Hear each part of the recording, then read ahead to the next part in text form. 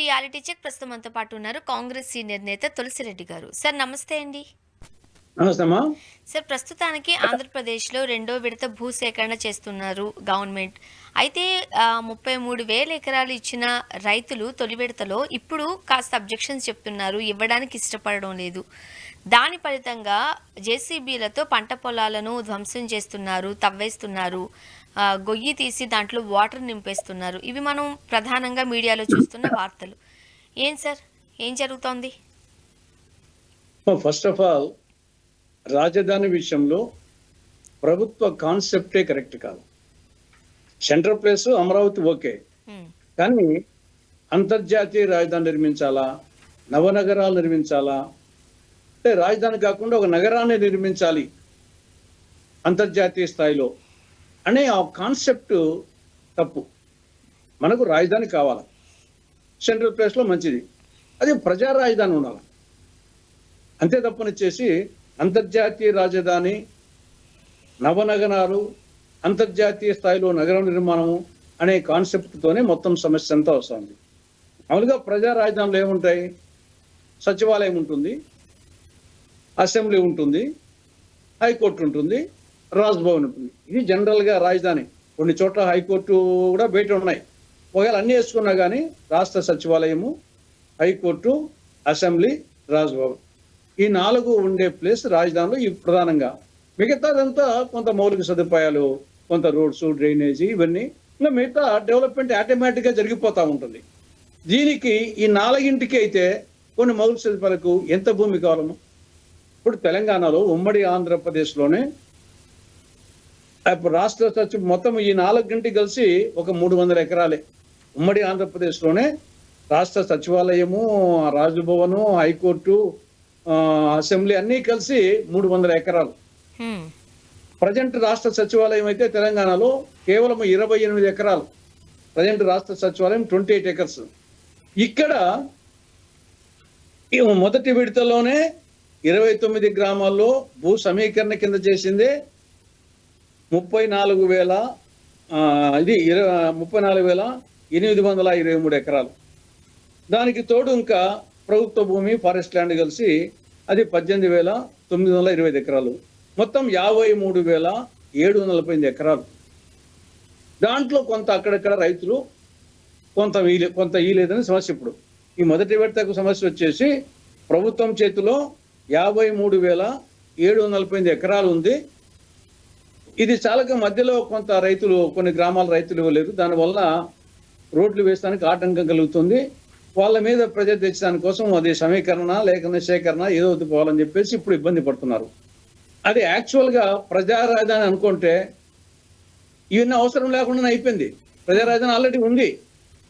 రాష్ట్ర సచివాలయం 1151 కోట్ల మించినటువంటి టెంపరీ సచివాలయం ఉంది.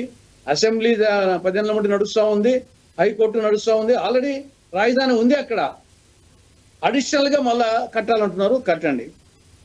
అయినా కానీ ఇంకా వచ్చేసి మొదటి విడత సమీకరణలోనే కావాల్సినంత భూమి ఉంది.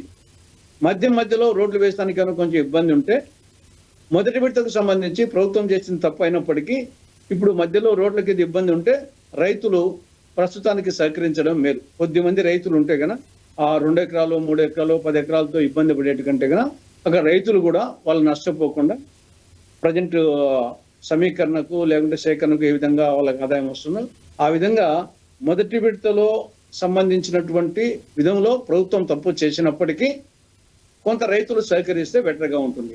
ఇంకా రెండో విడత భూమి అవసరమే లేదు. రెండో విడత భూ సమీకరణ గాని, భూసేకరణ గాని అవసరమే లేదు. ఇది ఇంతకు ముందు పవన్ కళ్యాణ్ గారే రాజధానికి 1,500 ఎకరాలు చాలు అన్న వ్యక్తే కదా, అన్న పర్సనే కదా.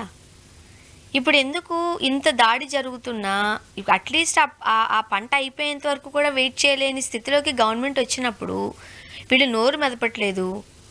ఇప్పుడు ఈ టైంకి ఇంత భారీ ఎత్తున అవసరమా అనేది కూడా వినపడుతున్న వ్యాఖ్యలే.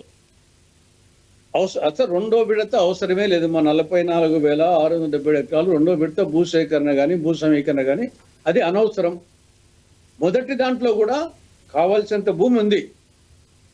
కాకపోతే ఏమంటే కొంత సిడి యాక్సిస్ రోడ్డుకి ఏమన్నా కొంత ఇబ్బందిగా ఉంటే అటువంటి చోట ఇంకా ఆల్రెడీ వేశారు కాబట్టి ఇంకా కొంత ఉంది కాబట్టి రైతులు కూడా లిమిటెడ్ గా ఉంటే గన కొన్ని సహకరిస్తే సరిపోతుంది. వీళ్ళు చేసిన తప్పు పూర్తి భూ సమీకరణ చేయకుండా, మొదలు పెడుతున్న సమీకరణ చేయకుండా పనులు మొదలు పెట్టడమే తప్పు. భూ సమీకరణ పూర్తి చేయకుండా మీకు నిజంగా కావాలి, మీ యొక్క ప్లాన్ ప్రకారం కావాలనుకున్నప్పుడు సమీకరణ పూర్తిగా అయిపోయినాక మొదలు పెట్టండి. అలా మధ్యలో కొంతమంది రైతులు ఇవ్వకుండానే మీరు ఎందుకు మొదలు పెట్టారు? కాబట్టి అది ప్రభుత్వం అని చెప్పేసి ఏమైనా చేస్తామని చెప్పేసి ఆ రొమ్ము పొగుడుతో చేయడమే తప్పు. సరే, జరిగిపోయింది. కాబట్టి మొదటి విడతలో ఎక్కడన్నా కొంచెం ఇబ్బంది ఉంటే కన్నా రైతులు అక్కడ సహకరిస్తే మేలు. రెండో విడతకు సంబంధించి అవసరమే లేదనేది మా అభిప్రాయం. అండ్ మొదటి విడతలో ఏదైతే ఈ విద్యుత్ లైన్స్ ఉంటాయో, ఇప్పుడు రెండో విడతకు వచ్చేసరికి దాన్ని కూడా మార్చాల్సి వస్తుంది. దానివల్ల అదనపు భారం పడుతోంది. అక్కడంతా కూడా ఒక హై క్లాస్లో రియల్ ఎస్టేట్ వ్యాపారం నడుస్తోంది అనేది కూడా గట్టిగానే వినిపిస్తున్న ఆరోపణలు. మీరు చెప్పినట్టు 100% రెండో విడత రియల్ ఎస్టేట్ వ్యాపారం చేస్తున్నట్టు కనపడుతుంది. ప్రభుత్వం వచ్చేసి రియల్ ఎస్టేట్ వ్యాపారి తిన్నాం అంటే అది ఏమాత్రం కరెక్ట్ కాదు. ఓన్లీ ప్రజా రాజధాని, ఆ 4 బిల్డింగ్స్, మిగతా కొంత ఇన్ఫ్రాస్ట్రక్చర్, మిగతా ఆటోమేటిక్గా డెవలప్ అవుతుంది. ఆల్రెడీ ఉన్నాయి. ఒకవేళ మళ్ళీ పర్మనెంట్ అనే పేరుతో కట్టిన ఇంకా 4 బిల్డింగ్స్ అంతే. దానికి ఇంత తతంగం అవసరం లేదు. కేవలం వచ్చేసి రియల్ ఎస్టేట్ వ్యాపారంతో నవనగరాలను పేరు పెట్టి, అంతర్జాతీయ రాజధానిని పేరు పెట్టి, ముద్దు పేరు పెట్టి మొత్తం నగరాన్ని నిర్మించాలనే కాన్సెప్ట్ తీసుకోవడం అనేది ఇది రియల్ ఎస్టేట్ వ్యాపారమే. కాబట్టి ఇది ఏమాత్రం కరెక్ట్ కాదు. ప్రస్తుతానికి మాత్రము ఇంకా సీడ్ యాక్సెస్ రోడ్డుకు దానికి ఏమన్నా కొంచెం ఇబ్బంది కలిగేట్టుకంటే అక్కడ రైతులు లిమిటెడ్ భూమి కానీ ఇవ్వాల్సి ఉంటే కానీ సహకరిస్తే మేలు. అంతవరకే. ఇది చేసిన తప్పు. చంద్రబాబు నాయుడు గారిని ఒక విజనరీ నేతగా చూస్తూ ఉంటారు. భవిష్యత్ చాలా సుదూరంగా ఆలోచించి ఇప్పటి నుంచే ప్లాన్లు వేస్తారు అని అంటారు. కానీ మొదటి విడతలో ఉన్న రైతులకే ఇంకా న్యాయం చేయలేదు, ప్రామిసెస్ ఇంకా నిలబెట్టుకోలేదు. రెండో విడతకి అవసరం లేదు అని చెబుతూ ఉన్నప్పటికీ కూడా బలవంతంగా పంట పొలాల పైన జేసీబీలతో దాడి చేయడాన్ని, లేకపోతే తవ్వేయడాన్ని ఎలా చూడాలి? ఇది ఏమాత్రం కరెక్ట్ కాదమ్మా.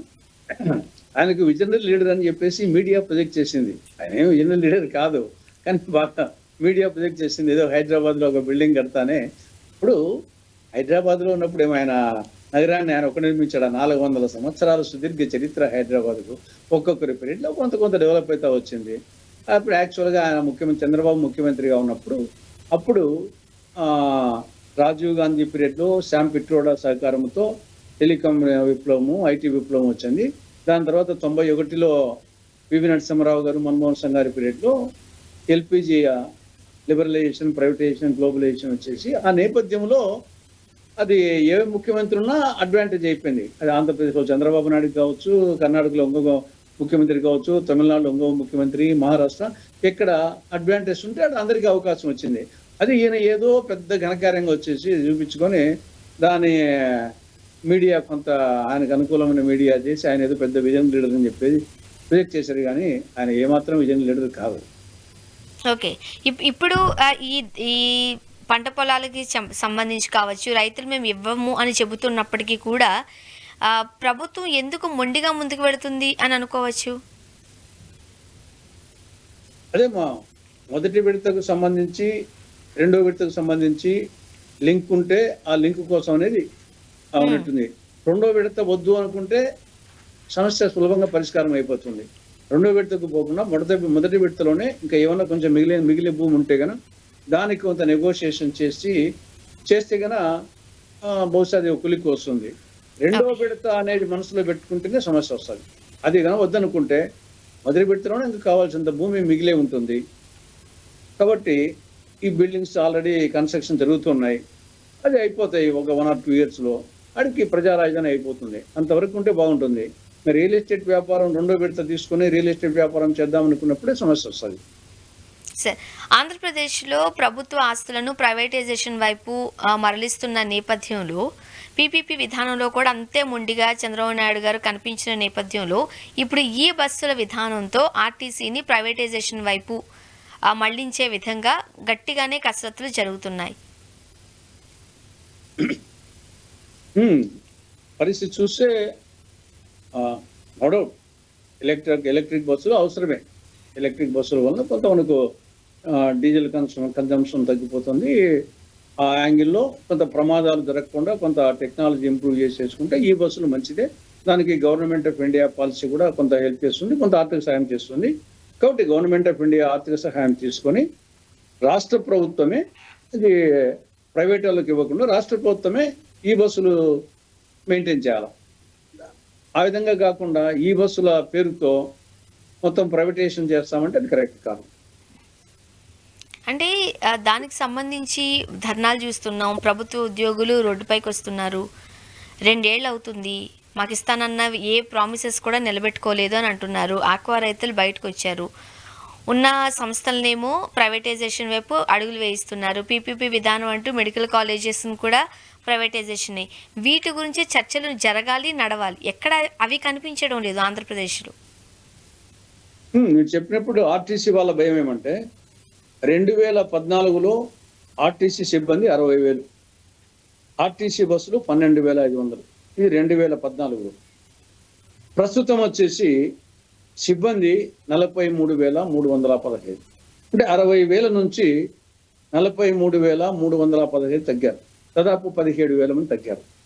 ఆర్టీసీ బస్సులు 12,500 ఉంటే ఇప్పుడు 10,700. కాబట్టి న్యాచురల్ గా మనకు స్పష్టంగా తెలుస్తుంది, సిబ్బంది తగ్గిపోతున్నారు, బస్సులు తగ్గిపోయినాయి. ఇంకా ఇప్పుడు ఈ బస్సుల పేరుతో, ఎలక్ట్రానిక్ బస్సుల పేరుతో, ఎలక్ట్రిక్ బస్సుల పేరుతో ఇంకా సిబ్బంది తగ్గిస్తారు, ఇంకా బస్సులు కొత్త చేస్తారు అనేది డెఫినెట్ గా భయం వేస్తుంది. కాబట్టి వాళ్ళ యొక్క ఆర్టీసీ సిబ్బంది యొక్క డిమాండ్ అది సమంజసంగా ఉంది. కాబట్టి ప్రభుత్వమే ఈ బస్సులు సిబ్బంది తగ్గించకుండా ఈ బస్సులు కేంద్ర సహాయంతో పర్చేస్ చేసి ప్రభుత్వమే నడపాలి. ఇక మిగతా విషయంలో మీరు మొత్తం ఆయన ప్రైవేటైజేషన్ మొత్తం ప్రభుత్వం వచ్చేసి ఆ సూపర్ 6 హామీలకే సరిపోవడంలే. ప్రభుత్వం ఆ సూపర్ 6 హామీలు ఇచ్చి దాంట్లో ఇప్పటికి కూడా నిరుద్యోగ భృతి కానీ, ఆడబిడ్డ నిధి కానీ, 50 ఏళ్ళకే పెన్షన్ దాన్ని ఇంప్లిమెంట్ చేయలేక అవస్థ పడుతుంది. కాబట్టి ఇంకా ప్రభుత్వం దగ్గర డబ్బు లేవు. కాబట్టి ఇంకా దానికి దానికి ఆల్టర్నేటివ్ గా పీపీపీ మోడల్ అని చెప్పేసి ప్రైవేటైజేషన్ ఎంకరేజ్ చేస్తున్నాడు. మొదటి కాలం ఉంటే ఆయనకు ప్రైవేటైజేషన్ మీద మక్కువ ఎక్కువ. దానికి తోడు ప్రభుత్వం దగ్గర డబ్బు లేకపోతే కల్లా మెడికల్ కాలేజ్ ప్రైవేట్ పరమే, ఆర్టీసీ ప్రైవేట్ పరమే, ఎవ్రీథింగ్ ప్రైవేట్ పరం చేసి ఎక్సెప్ట్ ఇంకా సీఎం ఆఫీస్ తప్ప మొత్తము అంతా ప్రైవేట్ పరం చేస్తాడనే స్థాయికి వస్తా ఉంది. అంటే ఆరోపణలు వస్తున్నాయి, ప్రభుత్వ ఉద్యోగులు రోడ్డు మీదకి వస్తున్నారు, ధర్నాలు చేస్తున్నారు, ఎట్టి పరిస్థితుల్లోనూ సహించమని చెబుతూ ఉన్నారు. అయినప్పటికీ కూడా ప్రభుత్వం మొండిగానే తన వైఖరి చూపించడాన్ని ఎలా అర్థం చేసుకోవాలి? అంతే మనం సామెతలు ఉన్నాయి కదా, వినాశకాలే విపరీత బుద్ధి అని. పోగాలం దాపురించిన వాడు హితుల వాక్యము అరుంధతిని దీప నిర్వాణ గంధము వినడు కనడు మూర్ఖనుడు అని పోగాలం దాపురించిన వాళ్ళు. కాబట్టి వినాశకాలం వచ్చినప్పుడు ఇవన్నీ బుద్ధులు పుడతా ఉంటాయి. కాబట్టి కూటమి ప్రభుత్వము వినాశకాలం రూట్లో పయనిస్తూ ఉంది. అండ్ మరోపక్క ఎమ్మెల్యేల పనితీరుకు సంబంధించి చంద్రబాబు నాయుడు గారు సాటిస్ఫై అవ్వడం లేదు. ఎవ్రీ 2-3 మంత్స్కి ఒకసారి ప్రోగ్రెస్ రిపోర్ట్ తెప్పించుకుంటున్నారు.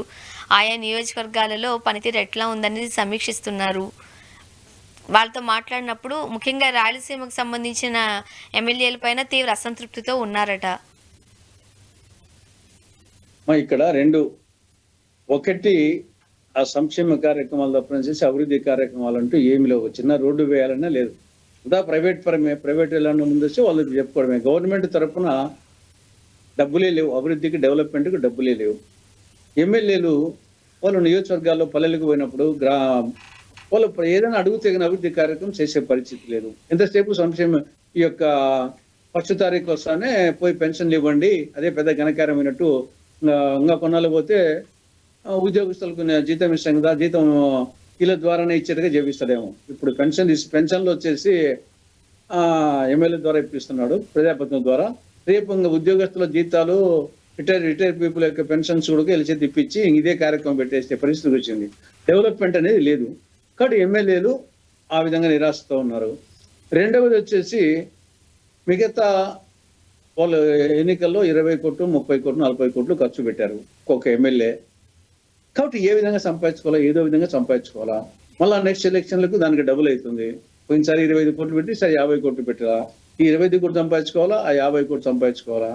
కాబట్టి వాళ్ళకు ఇంకా ల్యాండ్, శాండ్, వైను, మైను ఇవన్నీ ఎర్రచందనము, ఎర్రమట్టి ఇవన్నీ ఇంకా ఏదో ఒక మార్గం. కాబట్టి దానికి తోడు వీళ్ళు వచ్చేసి హై లెవెల్‌లో వీళ్ళు చేసే కరప్షను వాళ్ళకు తెలుస్తా ఉంది. పైకి మా శుద్ధులు వీళ్ళు మాకు మాత్రం నిధులు చెప్తారు. పైన మాత్రం వీళ్ళు వచ్చేసి కోట్లు కొట్టేస్తుంటారు. వందల కోట్లు, వేల కోట్లు అనేది స్పష్టంగా వాళ్ళకేమి అర్థమైపోతుంది. వీళ్ళు ప్రజాప్రతినిధులే కదా వీళ్ళు. కాబట్టి ఆ మార్గాలు వాళ్ళు ఏ విధంగా సంపాదించేది పై స్థాయిలో వీళ్ళకి తెలుస్తది కాబట్టి ఇది మామూలులే ఆయన చెప్తా ఉంటాడు. ఈ చెవున విని ఆ చెవున అని వాళ్ళు వచ్చేసి వాళ్ళ పనులు ఎమ్మెల్యేలు ఆల్రెడీ వచ్చేసి 2 years అయిపోయింది. ఇంకా దగ్గర ఇంటర్వెల్ అయిపోతుంది. ఇంక ఇంటర్వెల్ నుండి మళ్ళా వచ్చే ఎన్నికల వాతావరణం వస్తుందని వాళ్ళు డబ్బుల సమీకరణలో వాళ్ళు నిమగ్నమై ఉన్నారు. కాబట్టి ఇది ఆయన అంటా ఉంటాడు, వీళ్ళు వింటా ఉంటారు. ఇది మరి అవినీతి అంటే సాధారణంగా పెద్దవాళ్ళు ఎవరైనా ఒక మాట సాధారణంగా మాట్లాడినప్పుడు వాళ్ళకి క్రమశిక్షణలో పెట్టాలని అన్నప్పుడు ఒకసారి 2 సార్లు చెప్పించుకుంటారు. పదే చంద్రబాబు నాయుడు గారు చెబుతున్నప్పటికీ కూడా వినడం లేదా వీళ్ళు? పెడచెవిన పెడుతున్నారా? లేదంటే మనం ఇదే వార్త ఇప్పటికి చాలాసార్లు డిస్కస్ చేసాం కూడా. పనితీరులపై ఎమ్మెల్యేల పనితీరుపై అసంతృప్తి వ్యక్తం చేయడం, వాళ్ళకి క్లాసులు పీకడం. చంద్రబాబు నాయుడు గారు ఎప్పుడు 5వ సారి 6వ సారి చేయడం ఈ 2 ఏళ్లలో. అది ఇంకా ఆయన చెప్పడము మామూలు అయిపోయింది, వీళ్ళు వినడము మామూలు అయిపోయింది. ఆయన చెప్పేది మానుకోడు. అంటే పట్టించుకోవట్లేదా? ఆయన మాటలు ఎవరు బేఖాతరు చేయట్లేదా? ఏ పట్టించుకోవడం లేదు. అంటా ఉంటాడు అంతే. ఆయన ఏదో మీడియా కోసమో పబ్లిక్ కోసం అంటా ఉంటారు అని చెప్పేసి దాంట్లో సీరియస్నెస్ ఉందని వీళ్ళు ఎవరు అనుకోవడం లేదు. సీరియస్నెస్ ఉంటే మాత్రం ఏం చేసుకుంటారు? అలా ఆ రోజుకేమో డబ్బులు కావాల్సిందే కదా. డబ్బులు లేకుండా మనం నిజాయితీగా చేసామని ఆ రోజుకు డబ్బులు లేకుంటే సీట్ ఏమైనా టికెట్ ఇస్తాడా? ఆయన టికెట్ ఇచ్చేది ఉండదు, వీళ్ళు ఓట్లు వేసేది ఉండదు. వీళ్ళకు డబ్బులు ఇవ్వాల్సిందే, అవసరమైతే పార్టీకి డబ్బులు ఇవ్వాల్సిందే. ఏంటి తెస్తాము? కాబట్టి అని వాళ్ళు ఆయన ఏం చెప్పినా వినే పరిస్థితులు లేదు. ఎవరెవరి దారి అయిపోయింది అది. మరి అలా అనుకుంటే చంద్రబాబు నాయుడు గారు రాష్ట్రానికి ముఖ్యమంత్రి, ఆయనే పెద్ద ఆయన పనితీరుకు సంబంధించిన మార్కులు కూడా కొంతమంది వేస్తున్నారు, కొన్ని ఆరోపణలు కూడా ఉన్నాయి. అంతే కదా. ఇప్పుడు ఆయనే వచ్చేసి ఇంతకుముందు ఒకసారి మార్కులు వేసినప్పుడు ఆయన మామూలుగా వేసుకోకూడదు, వేసుకున్నాడు, మంచిదే. కానీ ఫస్ట్ మార్క్ ఆయనకే రావాలి కదా. ర్యాంకులో ఫస్ట్ ఆయన ఉండాలా. ఆయన ఫస్ట్ లేడు, వేరే వాళ్ళు వచ్చారు. మరి ఇంకా దానికి ఆయన ఏం ఆన్సర్ చెప్తాడు? ఆయన ఫస్ట్ ర్యాంకులో లేడు, పవన్ కళ్యాణ్ లేడు, లోకేష్ లేడు, వేరే వాళ్ళు ఉన్నారు ఇంతకుముందు ఒకసారి చూసినప్పుడు. మరి ఈ లోపల ఏమో తెలియదు. కాబట్టి న్యాచురల్గా మిగతా వాళ్ళు వచ్చేసి ప్రశ్నిస్తారు కదా. మరి మిగతా ఫస్ట్ ర్యాంక్లో ఉండే వాళ్ళకి ఏమన్నా ముఖ్యమంత్రి పదవి ఇస్తారా? ఫస్ట్ ర్యాంక్ వచ్చిన వాళ్ళకు ఇవ్వడు కదా. తర్వాత మొత్తము నువ్వు కుప్పంలో పెట్టిన ఖర్చు మిగతా నియోజకవర్గాలు పెడుతున్నావా?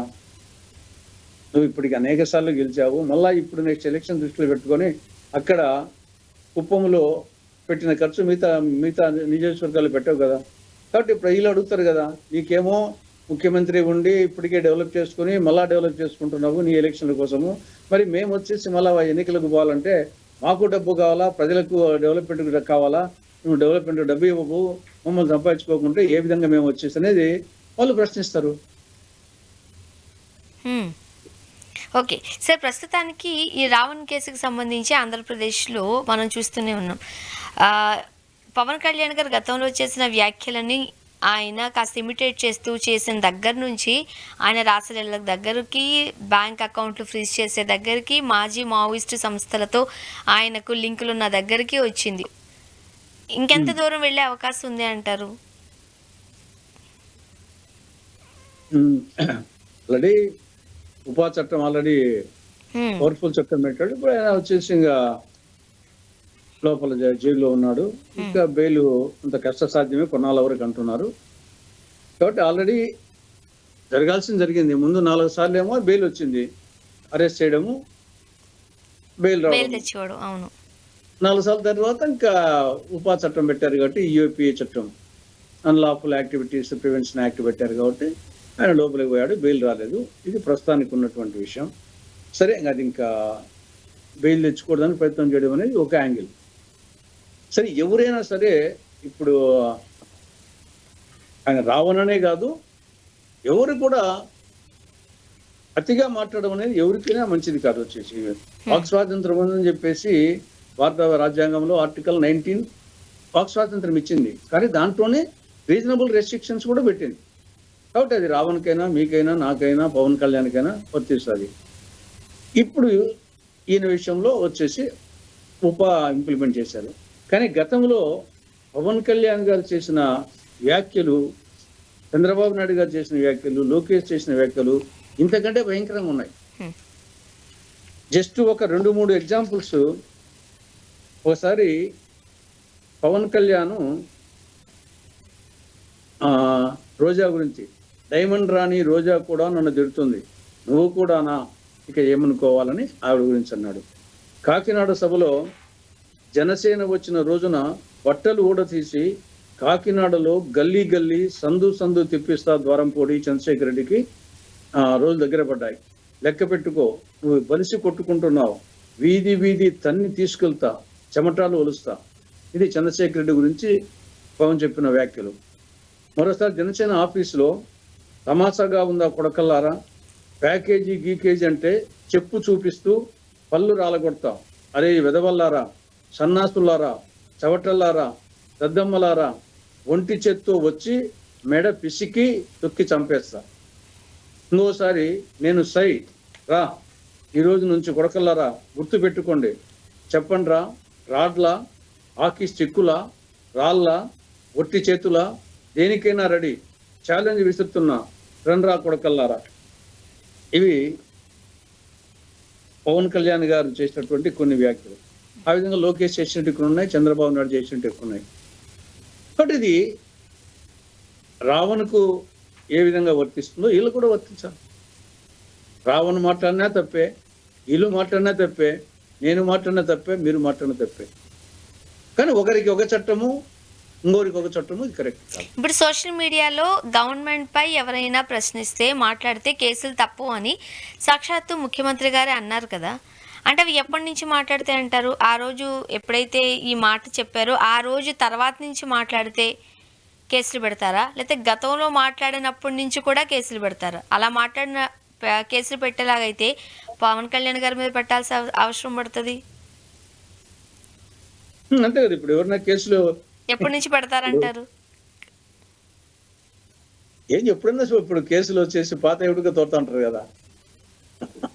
దాని గవర్నమెంట్ వాళ్ళ చేతిలో ఉంది కాబట్టి అది ఎవరైనా కంప్లైంట్ ఇచ్చినా తీసుకోరు అంతవరకే. అదే ప్రతిపక్ష పార్టీలు అయితే కన్నా గతంలో పెట్టినట్టు కూడా ఎవరెవరు వచ్చేసి ఏదో ఒక స్టేషన్ లో పెట్టేసి తీసుకుంటారు. గవర్నమెంట్ ఉంది కాబట్టి తీసుకుంటారు. కాబట్టి ఇది ఎవరు ఎప్పుడూ మాట్లాడకూడదు. సార్, ఇప్పుడు జూలై 18న ఏం జరగబోతోంది? జూనియర్ ఎన్టీఆర్ గారు రాజకీయ రంగ ప్రవేశం చేయడానికి సిద్ధంగా ఉన్నారు. అభిమానుల కోరిక కూడా అదే. ఊరువాడ అంటూ సామాజిక కార్యక్రమాలు చేపట్టడానికి రెడీ అవుతున్నారు. దాని ఉద్దేశం రాజకీయంగా గ్రౌండ్ ప్రిపేర్ చేసుకోవడమే. 2029లో పోటీ చేయబోతున్నారు. ఇవి సర్క్యులేట్ అవుతున్న వ్యాఖ్యలు. ఈ రోజు 17వ తారీఖు, ఇంకా 5 రోజులే ఉండేది కాబట్టి ఏమి జరుగుతుందనేది మరి తినబోతారు ఈ టైంలో వచ్చే అవకాశం ఉందంటారా సార్? అంటే పొలిటికల్ ఎంట్రీ ఉండకపోవచ్చు, కానీ నేను కూడా పేపర్లు చదవడము, ఇప్పుడు సేవా కార్యక్రమాల ద్వారా కొన్నాళ్ళు 1 or 2 years సేవా కార్యక్రమాల ద్వారా ఏదో ట్రస్ట్ ఏదైనా చేసి దాని తర్వాత రావచ్చు, పాలిటిక్స్ లోకి రావచ్చు అనేది నేను కూడా చూస్తున్నాను మీడియాలో. ఎనీహౌ వచ్చేసి కొంత తమిళనాడులో టీవీకే విజయ్ వచ్చిన తర్వాత చాలా మంది, కొంత సినిమా యాక్టర్స్, కొంత క్రేజ్ ఉండే వాళ్ళకు మామూలుగా నేచురల్ చూస్తే తమిళనాడులో అనేక సంవత్సరాలుగా 2 ప్రాంతీయ పార్టీల మధ్య ఉన్నటువంటిది ఒకసారి అనూహ్యంగా టీవీకే విజయ్ అధికారానికి రావడం అనేది అది తమిళనాడులో పెద్ద ఆశ్చర్యకరమైన విషయం. ప్రస్తుతం ఏపీ రాజకీయాలలో పొలిటికల్ ఏరియాలో ఆ వాక్యం ఉందంటారా? ఇప్పుడు వ్యాక్యూమ్ ఉంది, ఎందుకంటే ఆల్రెడీ చూశారు. ఒక పక్క జగన్మోహన్ రెడ్డి 5 ఏళ్ల పాలన చూశారు, చంద్రబాబు నాయుడు ఉమ్మడి ఆంధ్రప్రదేశ్ చూశారు, 2014-19 చూశారు, ఇప్పుడు చూస్తున్నారు. కాబట్టి ఆ ప్రత్యామ్నాయము గ్యాప్ ఉంది, కానీ ఆ ప్రత్యామ్నాయం గ్యాప్ను ఫిలప్ చేసే స్థాయిలో ప్రస్తుతము మిగతా రాజకీయ పార్టీలు మేమే ఉన్నాము. కాంగ్రెస్ వరకు మేము వచ్చేసి ఆ ప్రత్యామ్నాయాన్ని ఫిలప్ చేయలేకపోతున్నాం. యాక్చువల్గా వచ్చేసి మాకు కాంగ్రెస్ మేలు అనే అభిప్రాయం ఉంది, ఇద్దరికంటే కాంగ్రెస్ మేలు అనేది ఉంది. కానీ వివిధ కారణాల చేత ఆర్థిక బలము, అంగబలము, మీడియా బలం లేకపోవడంతో మేము ఆ స్థాయికి అందుకోలేకపోతాం. లేకుంటే కాంగ్రెస్ కు ఛాన్స్ ఉంది. సరే, ఇంకా ఇండియా కూటమి, కాంగ్రెస్ ప్లస్ కమ్యూనిస్టు కలిసి ఇండియా కూటమికి ఛాన్స్ ఉంది. కానీ ఇప్పుడు మేము ఆ స్థాయిలో అందుకోలేనప్పుడు ఆటోమేటిక్గా కొంత జూనియర్ ఎన్టీఆర్కు మిగతా వాళ్ళతో పోలిస్తే కొంచెం బెటర్ అడ్వాంటేజ్ ఉంది. అతను ఆల్రెడీ గతంలో 2009లో బాగా ప్రచారం చేశాడు. అతను మంచి బాగా వాగ్దాటి ఉంది, భాష మీద పట్టుంది, సబ్జెక్టు మీద పట్టుంది, దాని భావ వ్యక్తీకరణ చేసేది ఉంది. తర్వాత అతను ఒక కార్యసాధకుడే, సినిమాల కార్యసాధకుడే. తర్వాత ఆల్రెడీ రాజకీయాల్లో కొన్నాళ్ళు బాగా ప్రచారం చేశాడు కాబట్టి రాజకీయాల్లో కొంత ఇంట్రెస్ట్ ఉంటే కనపడతా ఉంది. మళ్ళీ తర్వాత కొంత తెలుగుదేశం పార్టీకి బాగా దూరమైనట్టే ఉంది. దూరమైన కంటే వాళ్ళ తాత ఎన్టీఆర్ మీద ఉన్నప్పటికీ ఇప్పుడు ఈ ప్రజెంట్ తెలుగుదేశం ద్వారా తనకు భవిష్యత్తు ఉండదు. ఎందుకంటే చంద్రబాబు నాయుడు పోతేనే ఇంకా లోకేష్ వస్తాడు కాబట్టి తనకు ప్రథమ స్థానం ముఖ్యమంత్రి అనేది ఉండదు. కాబట్టి ఆ నేచర్లో, ఆ యాంగిల్లో వచ్చేసి చంద్రబాబుని యాక్సెప్ట్ చేయొచ్చు, కానీ చంద్రబాబు నాయుడు లోకేష్ యాక్సెప్ట్ చేసేది కొంచెం ఇబ్బందిగానే ఉన్నట్టుంది. కాబట్టి తెలుగుదేశం పార్టీలో స్కోప్ కనిపిస్తం లేదు. తర్వాత తమిళనాడులో విజయ్ రాజకీయం చూసిన తర్వాత విజయ్ వచ్చినప్పుడు మనం కూడా ఎందుకు రాకూడదు అనే ఒక అభిప్రాయం ఉండొచ్చు. కానీ అది ఇట్ ఈస్గా మనము ఇంప్లిమెంట్ అవుతుందని చెప్పలేం. కానీ ఆడ కొంత ఏడీఎంకే వీక్ అయిపోయింది కాబట్టి ఆ ఛాన్స్ కొట్టినాడు విజయ్. ఏడీఎంకే జయలలిత ఉన్నట్టే కన్నా మళ్ళీ ఈ పరిస్థితి వచ్చిండేది కాదు. ఏడీఎంకే ఉండి ఏడీఎంకేలో జయలలిత ఉన్నట్టే కన్నా విజయ్కి మళ్ళీ ఆ ఛాన్స్ వచ్చిండేది కాదు. ఆ ఛాన్స్ జయలలిత కొట్టిండేది ఆల్టర్నేటివ్ గా. కాబట్టి ఇక్కడ Tamil Nadu replica as it is గా వస్తుంది అనుకోవడం లేదు. కానీ జూనియర్ ఎన్టీఆర్ కు, ఆయనకు సీనియర్ ఎన్టీఆర్ చారిష్మా ఉంది, కొంత మంచి వాగ్దాటి ఉంది, ఆర్థిక బలము బాగానే ఉంటుంది. కాబట్టి ట్రై చేయొచ్చు ఆయన, మనం కాదని లేము. 18th తెలిసే అవకాశం ఉంది కాబట్టి వెయిట్ చేద్దాం సార్. వెయిట్ చేయాలా.